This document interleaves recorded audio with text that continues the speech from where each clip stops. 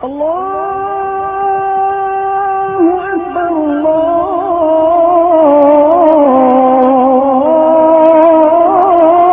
أكبر.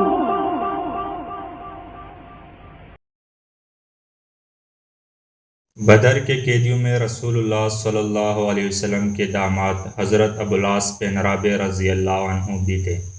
ان حضرت صلی اللہ علیہ وسلم کی صاحبزادی حضرت زینب رضی اللہ عنہ جو حضرت خدیجہ الکبریٰ رضی اللہ عنہ کے بطن سے تھی، آپ کی زوجیت میں تھی۔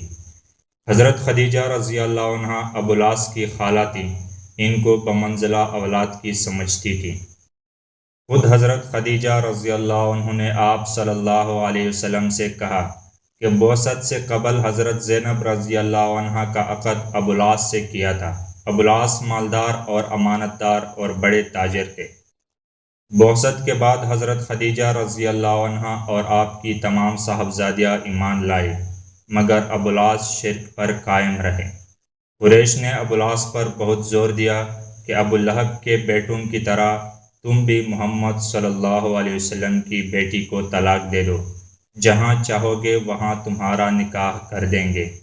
لیکن ابوالعاص نے صاف انکار کر دیا اور کہہ دیا کہ زینب جیسی شریف عورت کے مقابلے میں دنیا کی کسی عورت کو پسند نہیں کرتا۔ جب قریش جنگ بدر کے لیے روانہ ہوئے تو ابوالعاص بھی ان کے ہمراہ تھے۔ من جملہ اور لوگوں کے آپ بھی گرفتار ہوئے۔ اہل مکہ نے جب اپنے اپنے قیدیوں کا فدیہ روانہ کیا تو حضرت زینب نے اپنے شوہر ابوالعاص کے فدیے میں اپنا وہ ہار بھیجا جو حضرت خدیجہ رضی اللہ عنہا نے شادی کے وقت ان کو دیا تھا۔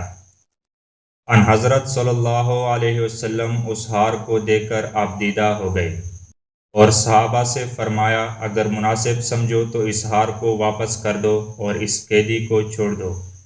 اسی وقت تسلیم اور انقیاد کی گردنیں خم ہو گئی، قیدی بھی رہا کر دیا گیا اور ہار بھی واپس ہو گیا۔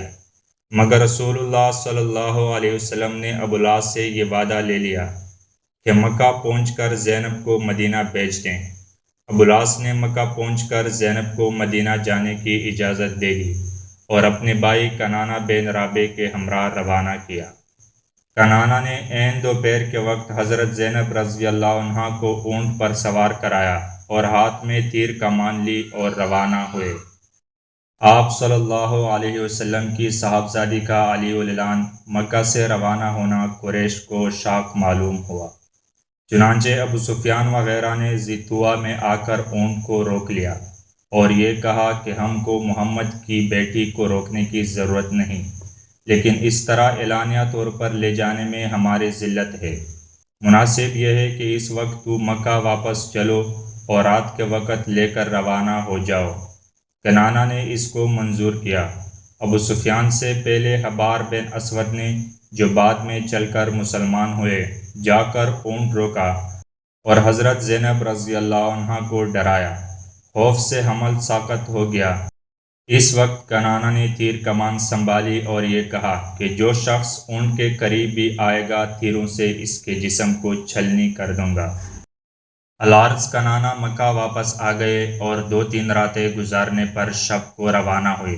ادھر رسول اللہ صلی اللہ علیہ وسلم نے زید بن حارثہ اور ایک انصاری رضی اللہ عنہما کو حکم دیا کہ تم جا کر مقام بطن یاجج میں ٹھہرو، جب زینب آ جائیں تو ان کو اپنے ہمراہ لے آنا۔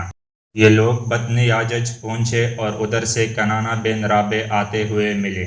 کنانہ وہیں سے واپس ہو گئے اور زید بن حارثہ مائے اپنے رفیق صاحبزادی کو لے کر مدینہ روانہ ہوئے۔ جنگ بدر کے 1 ماہ بعد مدینہ پہنچی۔ صاحبزادی آپ صلی اللہ علیہ وسلم کے پاس رہنے لگیں اور ابوالعاص مکہ میں مقیم رہے۔ فتح مکہ سے قبل ابوالعاص بارز تجارت شام کی طرف روانہ ہوئے۔ چونکہ اہل مکہ کو آپ کی امانت و دیانت پر اعتماد تھا، اس لیے اور لوگوں کا سرمایہ بھی شریک تجارت تھا۔ شام سے واپسی میں مسلمانوں کا ایک دستہ مل گیا، اس نے تمام مال و متاع ضبط کر لیا اور ابوالعاص چھپ کر مدینہ حضرت زینب رضی اللہ عنہا کے پاس آپ پہنچے۔ رسول اللہ صلی اللہ علیہ وسلم جب صبح کی نماز کے لیے تشریف لائے تو حضرت زینب رضی اللہ عنہا نے عورتوں کے چبوترے سے آواز دی، اے لوگو، میں نے ابوالعاص بن ربی کو پناہ دی ہے۔ رسول اللہ صلی اللہ علیہ وسلم جب نماز سے فارغ ہوئے تو لوگوں کی طرف متوجہ ہوئے اور ارشاد فرمایا، اے لوگو، کیا تم نے بھی سنا ہے جو میں نے سنا؟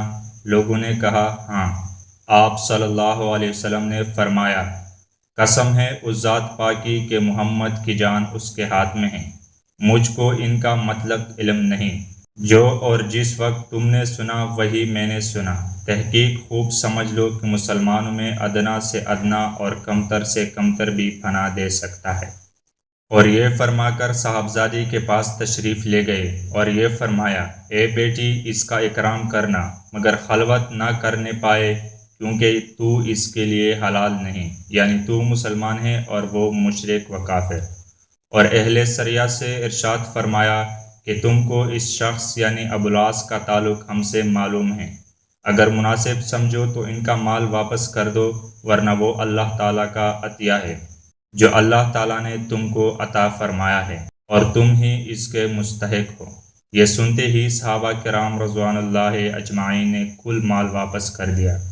کوئی ڈول لاتا تھا اور کوئی رسی، کوئی لوٹا اور کوئی چمڑے کا ٹکڑا، عرض یہ کہ کل مال ذرہ ذرہ کر کے واپس کر دیا۔ ابوالعاص کل مال لے کر مدینہ روانہ ہوئے اور جس کا حصہ تھا اس کا حصہ پورا ادا کیا۔ جب شرکاء کے حصے دے چکے تو یہ فرمایا، ایک گروہ قریش، کیا کسی کا کچھ مال میرے ذمے باقی رہ گیا ہے جو اس نے وصول نہ کر لیا ہو؟ قریش نے کہا، نہیں، بس اللہ تجھ کو جزائے خیر دے، تحقیق ہم نے تجھ کو وفادار اور شریف پایا۔ کہا، پس میں گواہی دیتا ہوں کہ اللہ کے سوا کوئی معبود نہیں، اور بے شک محمد صلی اللہ علیہ وسلم اللہ کے بندے اور اس کے رسول ہیں۔ میں اب تک فقط اس لیے مسلمان نہیں ہوا کہ لوگ یہ گمان نہ کریں کہ میں نے مال کھانے کی خاطر ایسا کیا ہے۔ جب اللہ نے تمہارا مال تم تک پہنچا دیا اور میں اس ذمہ داری سے سبکدوش ہو گیا، تب مسلمان ہوا۔ بعد ازاں ابوالعاص رضی اللہ عنہ مکے سے مدینہ چلے آئے۔ رسول اللہ صلی اللہ علیہ وسلم نے پھر حضرت زینب رضی اللہ عنہ کو آپ کی زوجیت میں دے دیا۔